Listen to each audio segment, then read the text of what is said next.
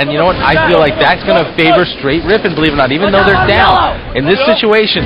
Because even though they're getting a nice chunk of time right now, they need to be able to do that and string it together a few times in order to put Str8 Rippin really on the offensive, because that's when Str8 Rippin's teamwork tends to fall apart, when each of the players feel like they have to do too much. Right now, the game's still close enough that Str8 Rippin feels like they're in it.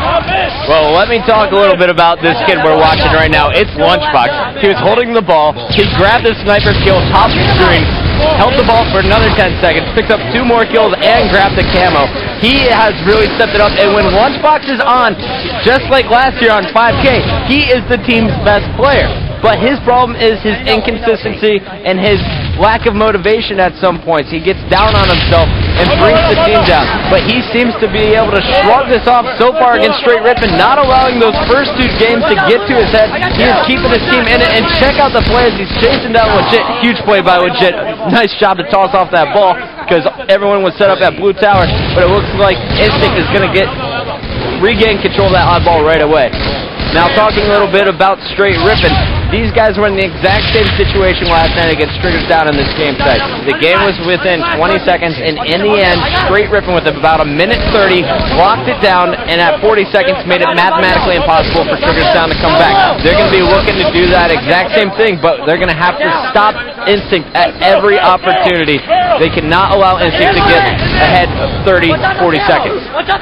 That's right, Bucket. And right now, as you said, that ball is still sitting there. Instinct surrounding around it. Neighboring crew not able to get a hold of it. Ellen might try to sneak in, but Lunchbox getting more time. You know what? Right now, Instinct making me look like maybe I'm wrong there. They're getting more of that time, as you said. Right now, up to a 25-second lead. Well, this is exactly what Instinct needs. They need to win this game type to stay alive in the winners bracket. And more importantly, if they want a chance in the finals against Str8 Rippin, if Str8 Rippin does win this series, they will be at a 3-0 deficit. So every win here is so crucial on the MLG Pro circuit. So Lunchbox still holding this oddball. It looks like they have that 40-second lead I was talking about. Now they have a bit of a comfort zone. With 4:20 left on the clock, it's do or die time for Str8 Rippin. They're going to need to make a push now and stop the Instinct setup, because they have an amazing lockdown of the Blue Tower. And check it out. They knew that players were coming from top blue. Lunchbox is going to warp over with the ball. Meanwhile, still racking up time. They now have about a minute lead on Str8 Rippin.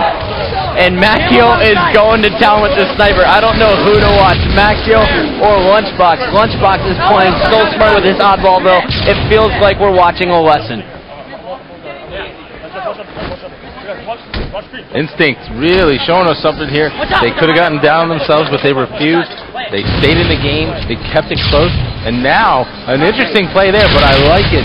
They've got a lot of time. And now they're going to play ball, give themselves a chance to regroup, put the onus on Str8 Rippin to try and get as much time as possible, knowing that they're going to have the advantage when they're going just for the straight slays. All right, well, let's jump on board with T-Squared, the captain of Str8 Rippin, as he is trying to command his troops. And can we actually listen in with this Str8 Rippin squad? I want to see how they handle this pressure after being down a minute with just 3 minutes left in this game. Under glass! Under glass, 2 dead! 4 behind you! 2 down, 2 down. That's 2. That's 1 shot. 1 shot, nice one. Elbow, jump ball. Play ball, play ball. That's a 2. Under glass. Under glass right now, under glass. They're going to go for ball. Nice camera. We got to watch that back. Bottom 3. One's under glass. One's under glass. One shot, bottom 3. One shot, bottom 3, Lunchbox. Do that. 1 dead, 1 bottom. Bottom 3, 1 shot, going elbow. Under glass, under glass. Smaller. They didn't play one. They didn't play one. I killed him. Points camera. Go tree, go tree. Go for camera. Watch top blue, Brian. Alrighty, well, Str8 Rippin doing exactly what they need to in the final 3 minutes. Now is going to be a question of, were they too late? T-Squared looking across the map, putting such steady shots on Roy there. And it is 2 minutes left in the game.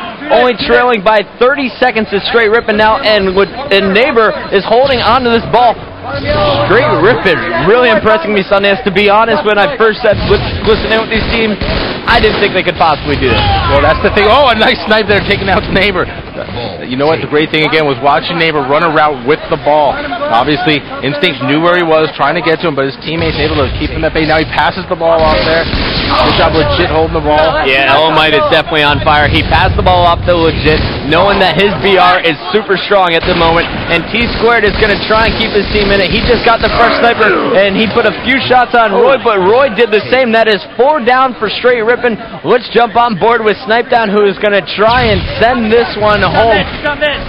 They extend their lead now to about 30 seconds. If they can make it to 45, this game will be mathematically over. We love math here at the MLG Pro Circuit. But what we really love is watching these teams duke it out. You know, Instinct just a minute ago looked like they were done. They had no chance. Now, if they win this game, Puckett, do they have a shot to win the series?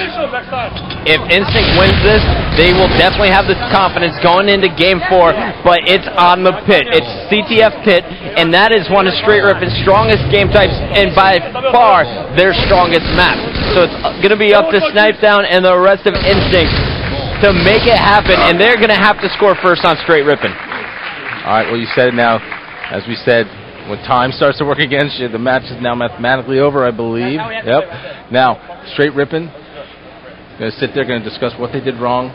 T-Squared now leading the troops. Yeah, he's not even playing that much right now, Sunnice. He knows the game's over. He's going to say, let's finish it. This is the first loss for Str8 Rippin so far this tournament. And you know what? The key is being able to shrug that off, being able to forget about it. We're going to take a look at the stats in a second, and we're going to look at how it all broke down here. It was a great game of Guardian Oddball.